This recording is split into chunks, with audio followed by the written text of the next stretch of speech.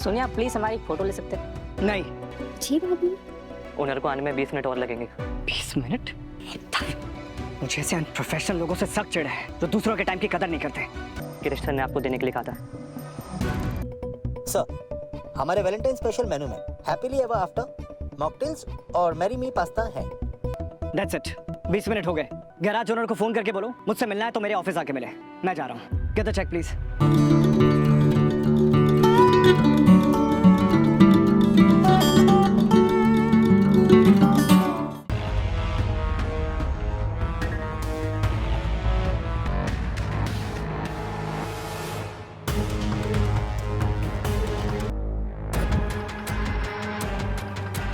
Sir आइए ma'am. आइए ma'am.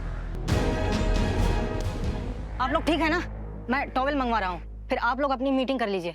हमारी मीटिंग इन मैडम के साथ नहीं, रीस्टार्ट गैरेज के ओनर के साथ है। रीस्टार्ट गैराज की ओनर मैं हूँ।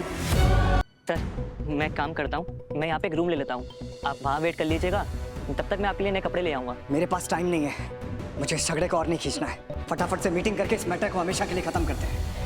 एक तरफ जेलसी, दूसरी तरफ कस्टडी का डाउट और बीच में फंस चुका है जला हुआ दुपट्टा। और आपको क्या लगता है, क्या ये प्यार की आखिरी निशानी थी या फिर ये रिश्ता क्या कहलाता है में रिश्ता की नई शुरुआत?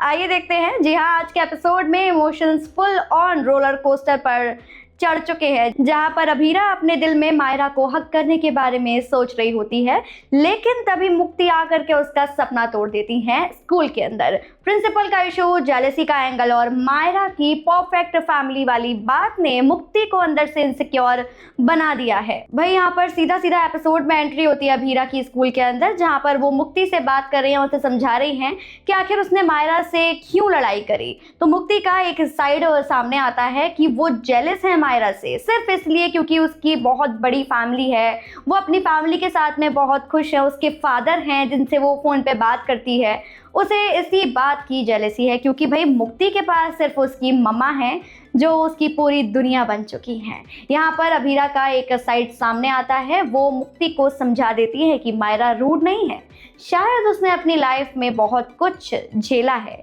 उसने अपनी लाइफ में बहुत कुछ सफ़र किया है।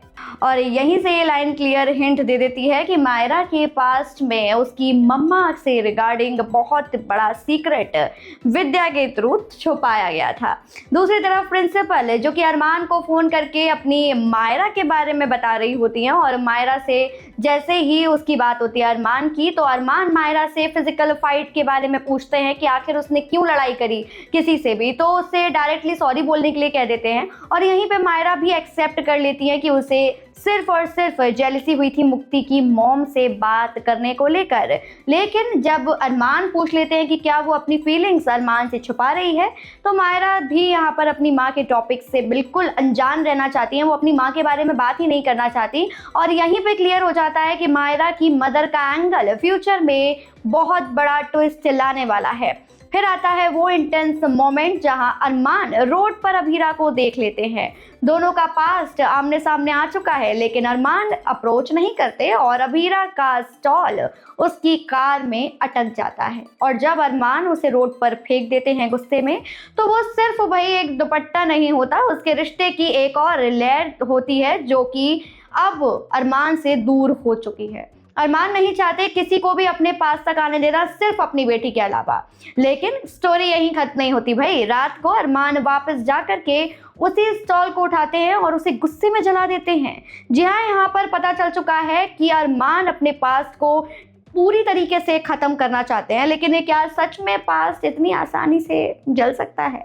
इधर अभीरा को लग रहा है कि कस्टडी पेपर्स अरमान ने विद्या के थ्रू भेजे हैं, और वो काफ़ी फ्यूरियस हो जाती हैं और कहती हैं कि भाई अरमान बहुत बदला हुआ लग रहा है। और यहीं पर मिसअंडरस्टैंडिंग का माउंटेन और ज़्यादा बड़ा हो चुका है।